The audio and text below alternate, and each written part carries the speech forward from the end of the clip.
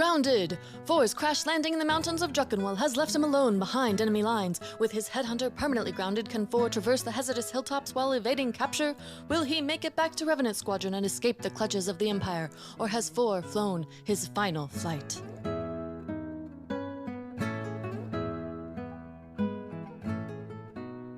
In the mountainous forest north of SGI-9, a battered and broken Z-95 Headhunter has crash-landed, leaving a scar in the spindly trees amongst the jagged rocks. The smell of burning electronics and plasteel fills the cockpit as alarms blare. Inside, a veteran clone trooper slowly begins to come to. Greetings and welcome to the Dicey Cantina. I'm Andrew, your host and GM, and tonight I'm joined once again by Paul. How you doing, Paul? I'm doing well. So for our audience, give us a little introduction into who you'll be playing tonight. Tonight I'm playing For, who is as you said, a veteran Clone Wars pilot. He is a little bit worse for wear, but ready to help out the rebellion. He had a little bit of mechanical problem last session that I was playing, and so now we're getting to play the resolution. It's been several months. Do you remember the events that led to For's crash landing? I do. For and the rest of Revenant Squadron, two other former clone pilots, as a matter of fact, softening up a target, I think an SGI complex, so that the rebel ground team could get in and do what they do. As I recall, we did a great job hitting our target and sweeping the place, but the last little missile there managed to catch up to me, and that was it. That Headhunter. That's right. That you guys were hitting the secret Imperial research base just north of SGI-9. It was rumored to contain all sorts of manners of weapons research and things along those lines. But you did successfully hit the ventilation port. Unfortunately for trailing behind, being the last man out, the end of the explosion caught his Headhunter and brought him down to a relatively safe landing. I mean, any landing you can walk away from is a good landing, right? That's absolutely true. So let's start out tonight by rolling our destiny pool. One dark side. That's always nice. Oh, well, I'll balance it out with one light side. Perfectly balanced, as all things should be. Perfectly balanced. Well, you are also in luck this evening because Donate for Destiny is still a thing here in our second season. And so, in fact, you have 2 more light side tokens added this evening. Well, that's awesome. That'll come in very handy. Thank you to the generous donators. Donators. Donators. Thank you for donating. Thank you for donating. So yeah, as I described, For is coming to in his cockpit, hitting the ground. He blacked out briefly. There's an eerie, calm kind of breeze in the trees above, but it's not without the alarm blaring in the Headhunter, indicating that, there's some mechanical issues. What's For gonna do as he's coming to? He's going to look around, get his bearings a little bit, and then begin his work as a very experienced pilot. This isn't his first brush with disaster. It may not even be. It's probably not even his first loss of an aircraft or a spacecraft. So he's going to start going through the procedures to get himself unstrapped and out of here, gather up his crash survival kit, make sure he's got his little holdout or his light blaster pistol with him, and get moving. Because he knows, like any good pilot, that enemy ground forces are likely on the way to take him prisoner. Excellent. So For is gathering the survival kit, getting unstrapped. All indicators are that the system isn't gonna fly again for you. There's a big crack in your canopy, and as you crawl out, you can see that the sun has traversed across the sky. When you went down, it was just about dawn. It's now in the late afternoon. You can see from the scar in the trees that your Headhunter left behind in that trail. There's one wing further down that's snapped off from the ship, and there's smoke and some damage clearly visible. I think for your first roll, one of the things that For would know to do is to ensure that his Navi computer erased. So I think we're going to start with a hard computers check. Ooh, okay. Now that will be hard as 3 purple. That's 3 purple. Against my computer.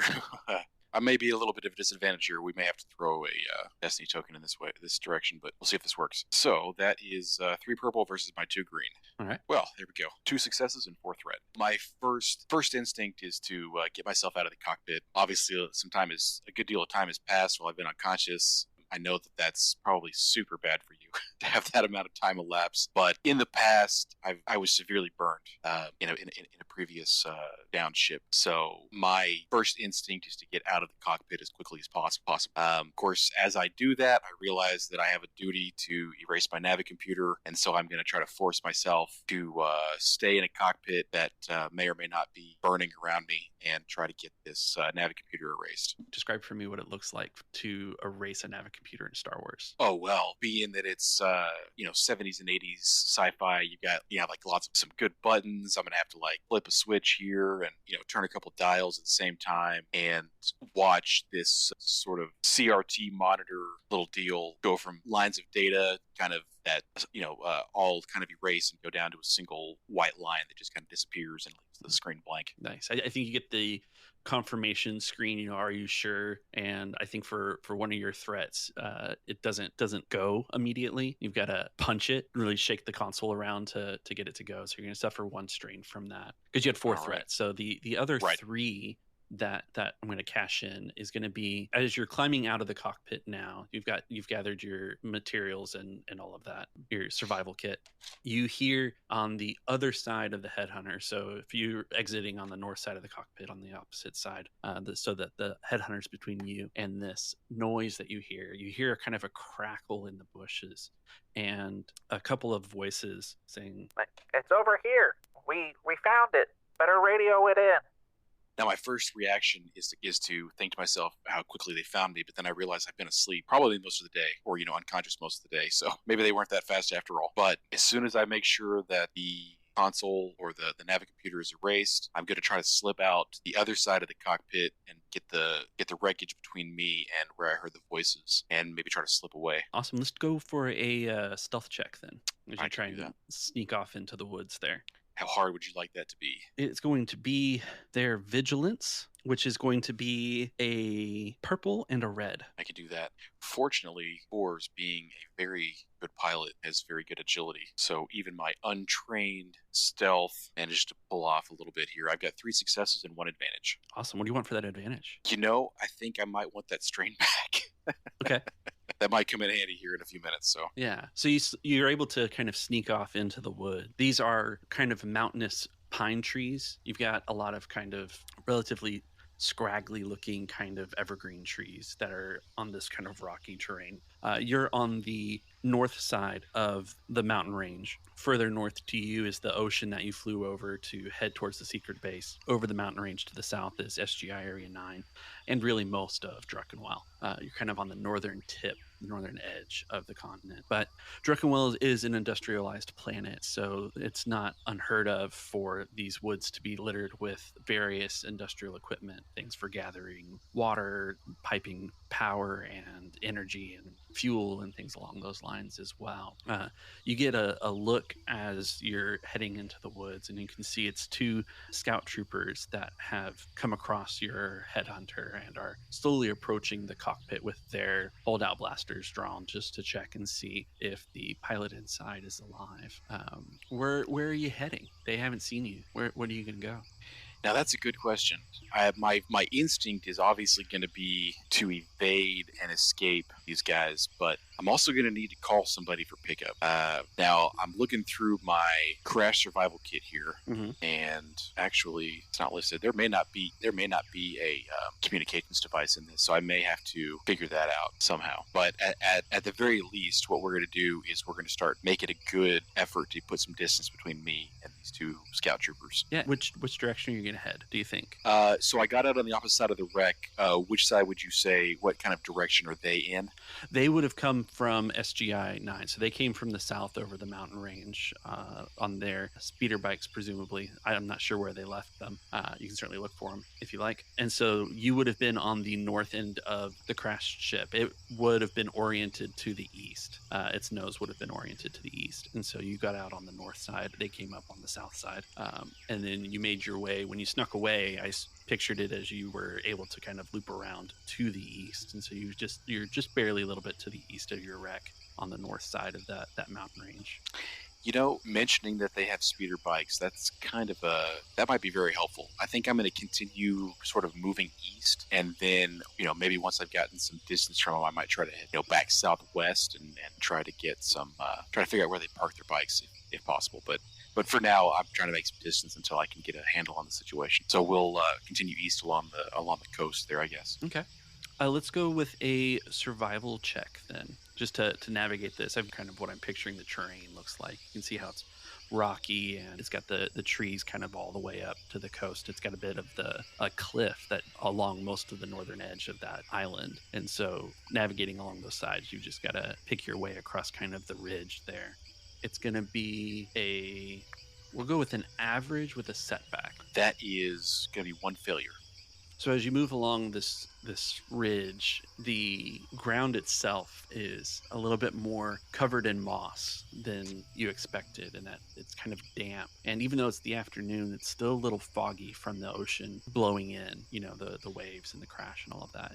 And so you slip and you kind of slide along a little bit of a ravine before catching yourself on a bit of root. You're not too far from the troopers, but you did succeed in your stealth roll, so presumably they haven't heard you, but you have lost your bearings a little bit. Alrighty.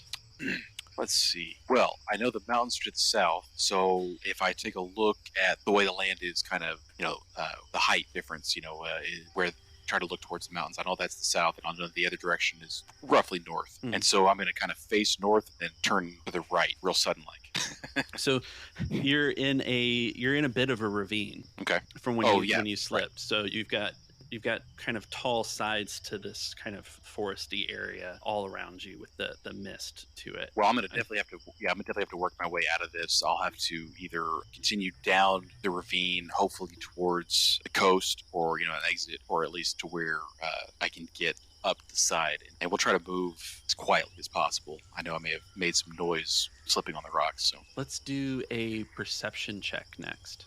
That's what I asked for as you're looking around and orienting yourself. How difficult? We'll make it average for now. All right. That is 2 success and 1 threat. So as you follow the ravine along until it kind of comes back out to an opening, you can see that you've been traveling a little bit to the south. You kind of not quite have gone in a circle, but you've done like 3/4 of kind of a loop around. The troopers would presumably not be too far off from you. And as you're cautiously kind of moving between the trees and everything, you've gotten your bearings back.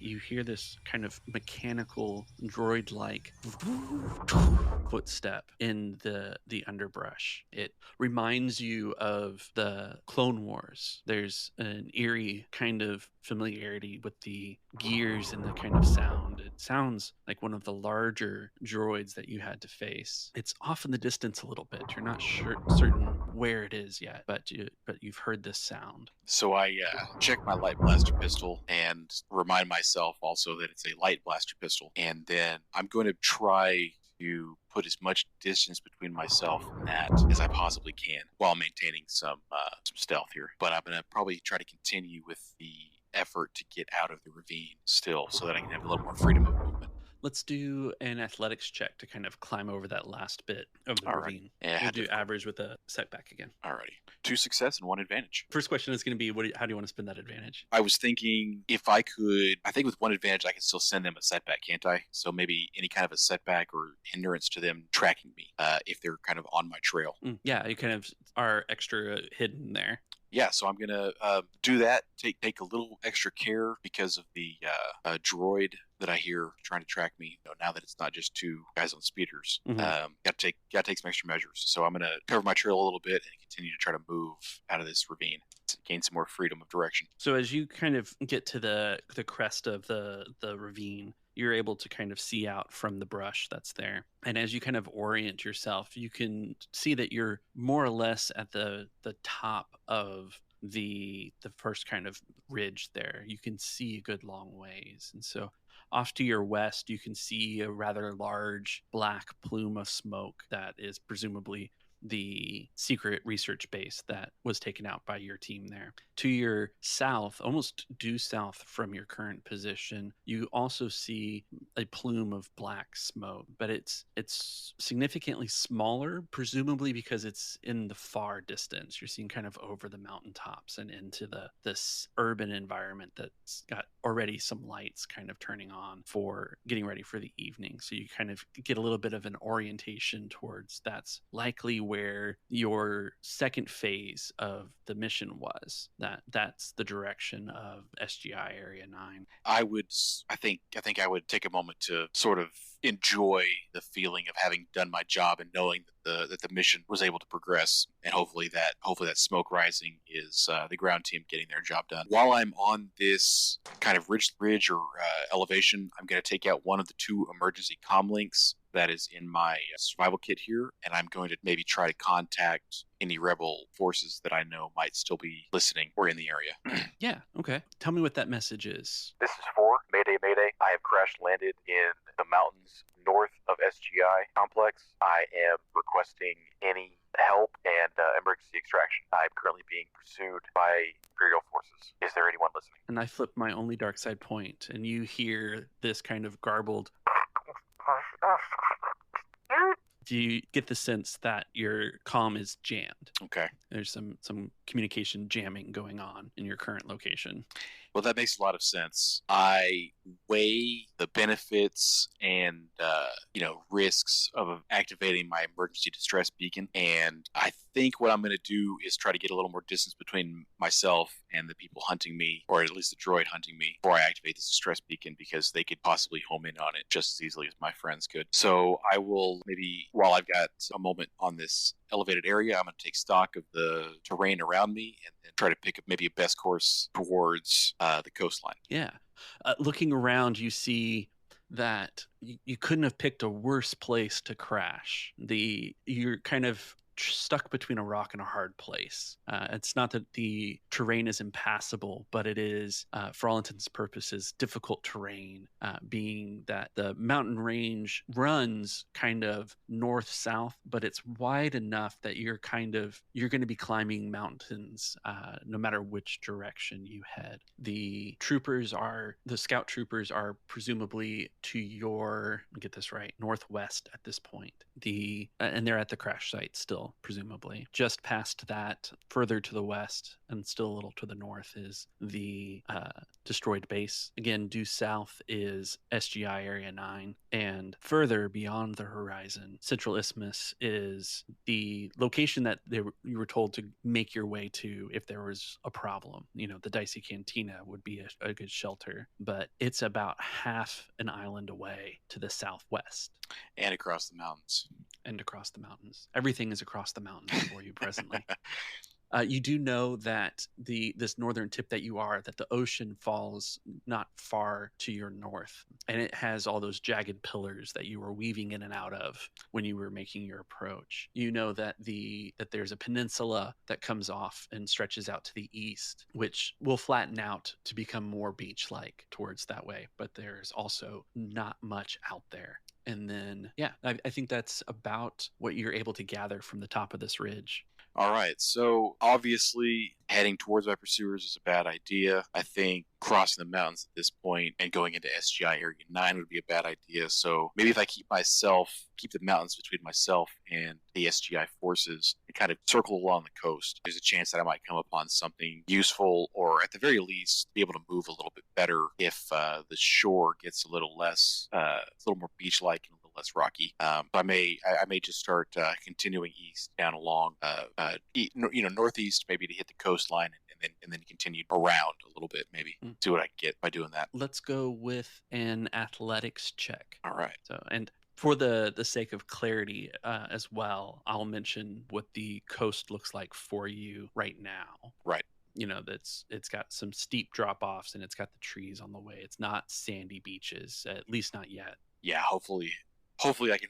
If I continue along the coastline enough, we'll hit a sandier section of coastline, but yeah. So let's go with another average with a setback athletics check just to keep moving east. This is going to be one failure and one threat. And of course, as I fail, I'm going to grumble to myself, if I wanted to put in this much physical exertion, I would have just signed up for the infantry. And with that, a root gives way underneath your feet and you plummet down another ravine and hit kind of a wash, a small fast running creek that takes you into a pool of water. Oh, everybody's favorite. Okay.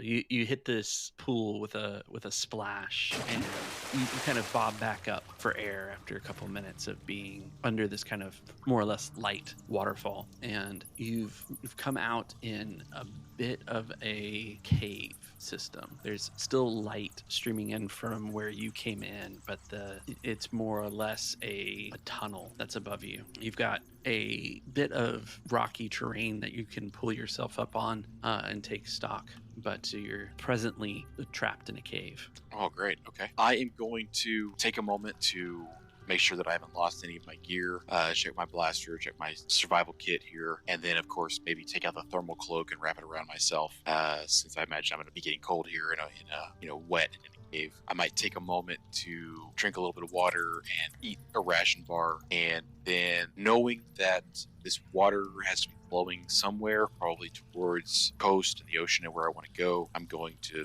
if there's a way to walk along this water here inside the cave, I may try to follow the water, see if I can get out. So the cave itself is more or less kind of a domed area. You've got almost a full circle around from the area that you came in. You can see you have daylight coming from the wash that you came down. So it's not pitch black for you, but there are no immediate signs of an exit. Okay, let's see. So I'm going to start looking around at my emergency pack here. I notice I've got about 50 meters of high-strength microfiber and a flare gun. I am wondering, that's probably not a good idea. Using a flare gun as a grappling hook, maybe not be a good idea. Is there any other way out of here besides the way I came in? Presently, you don't see one. You can roll to explore this cave a little bit. You do also have 4 light side tokens. Yeah, why don't we spend some of those light side tokens to maybe give me a little bit of a clue or some help as I explore this cave, try to get out of here. So this rock formation is kind of interesting as you take another look around. Because, again, you're not in pitch darkness or anything along those lines. There's still a bit of light coming through. And as you continue to kind of wonder what your options are, you notice that the light is not only coming from the shaft from where this river feeds into this kind of domed cave, but also from the far end, from underneath the pool. It's rippling and it's kind of hard to see. But there does appear to be an exit under the water, kind of heading in the same direction that the river was flowing. So presumably this is just a weird cave outcropping that has created kind of a pool, but continues on down and away. Okay. Well, I may be going for a swim here. I do have a respirator in this emergency kit, but that is not the same as a rebreather. So depending on what Star Wars has kind of decided is the difference, I may or may not be able to use it to help me get past this whole deal.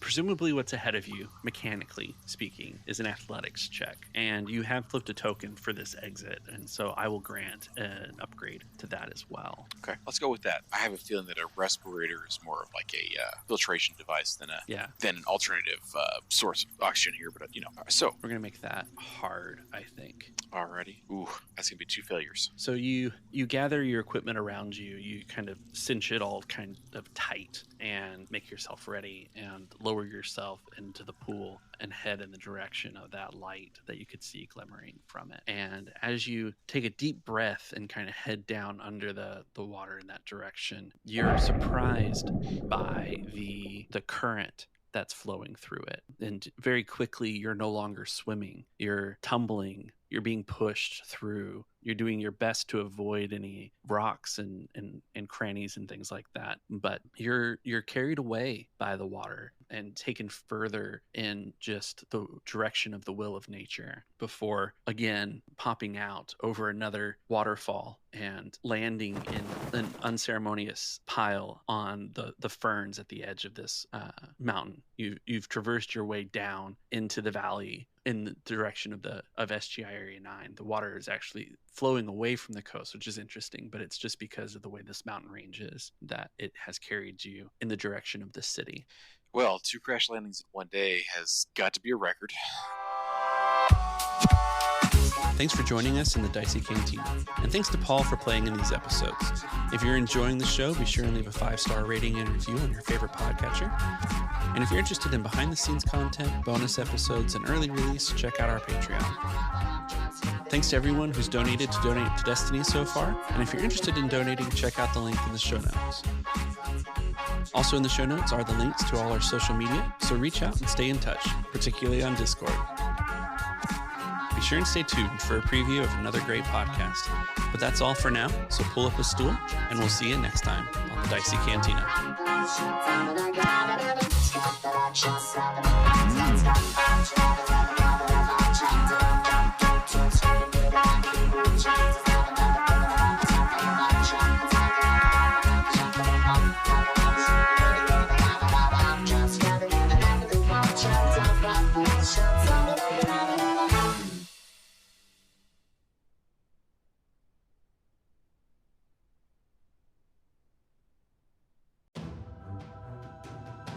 A long time ago, in a galaxy far, far away, there were still stories waiting to be told. Force Majeure is an actual play Star Wars podcast, following groups of emergent Force sensitives trying to survive the worst the Outer Rim can throw at them. So if you like action, adventure, thrilling yarns, and good tea, you might enjoy Force Majeure. Find us on Twitter at Force Majeure Pod, or online at forcemajeurepod.com, or wherever you find your podcasts.